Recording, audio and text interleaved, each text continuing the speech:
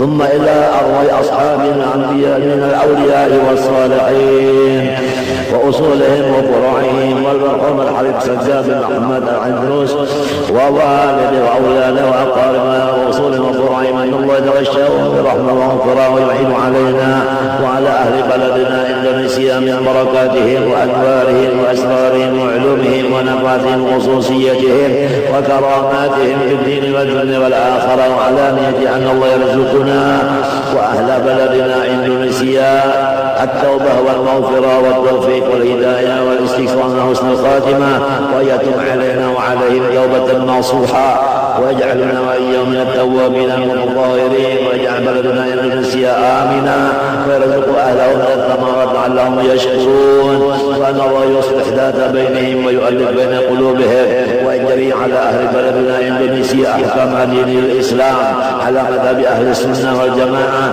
وأن الله يزيل المنكرات والفواحش ما ظهر منها وما بطن على تلك النية وعلى كل ما نوى بسبب الصالح إلى حضرة النبي وآل بيته الكرام. الفاتحة.